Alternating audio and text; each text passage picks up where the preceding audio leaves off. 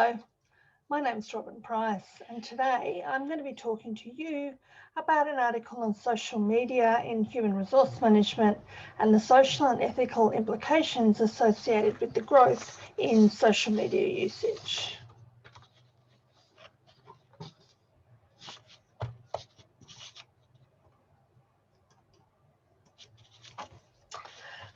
By social media, I mean the use of mobile and web-based technologies to enable people to communicate, share and collaborate in real time with other users anywhere in the globe with almost immediate response times.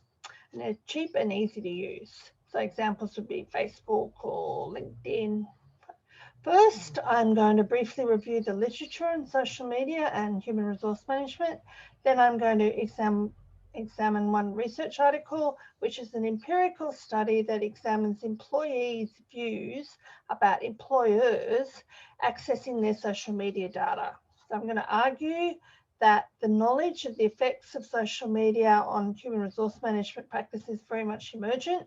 The law is evolving and there's much that we don't know. So HR practitioners should exercise caution and get legal advice before they take steps to punish workers about their social media use. Right, if we take a quick look at existing studies in this area, we discovered that organisations are increasingly using social media in the hiring process, and they're checking applicants' social media profiles.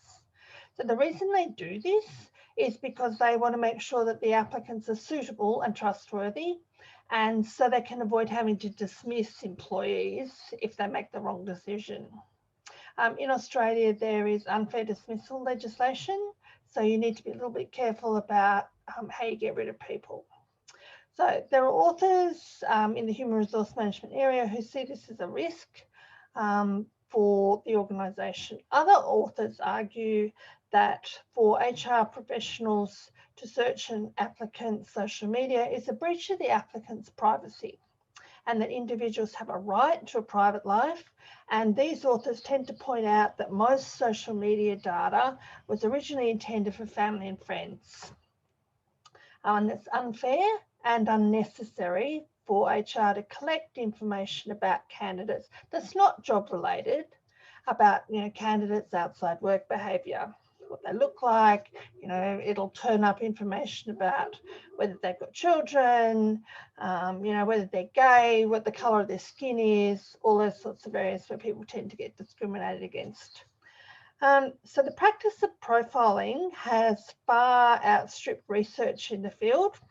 And although employers and HRM targeted surveys have given us some insights into what information is sought by employers, the perspective of employees has been almost totally neglected. So this research paper set out to ask employees about their awareness of social media profiling practices, and there's a list of the questions that the researchers asked there. So what they did, they read the literature and they examined the dangers, and they developed a 77-item survey that asked about workers' experience of profiling using social media.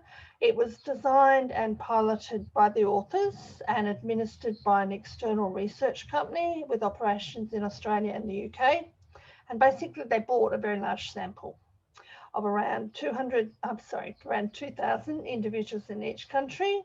And they wanted to ensure that the respondent pool broadly representative of the workers in both countries. So the sample was selected in such a way that they ended up with a sample that was broadly representative of the workforce in the UK and in Australia, and in the level of skill and exposure to computers.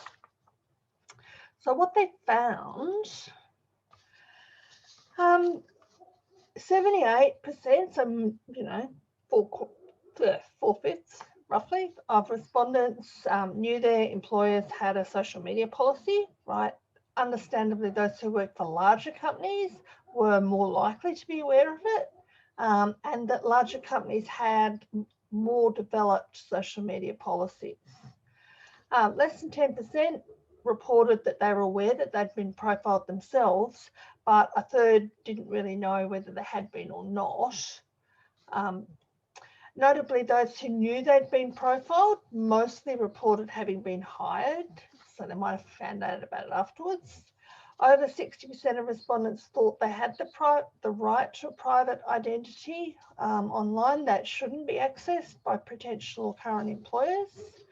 But interestingly, 37% of respondents actively manage their social media presence for their current employer in order to keep their current job.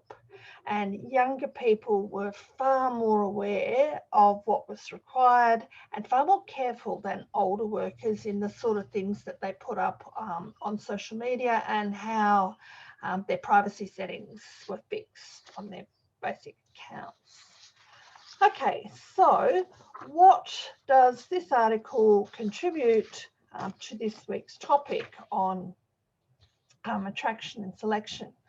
So we know that attraction and selection of applicants is fraught with risk for an organisation because making the wrong choice about who you recruit can expose the organisation to the need to dismiss workers, which, you know, while it is legally possible and there are a set of steps you should follow, is not an ideal situation, and most HR managers don't like having to do it. Secondly, the use of social media for profiling potentially breaches the applicant's privacy as well as their trust, but this research showed it's a very widely used organisational HR practice for recruitment. So, to conclude, the use of social media in HR is becoming extensive, but research into its use is actually just beginning.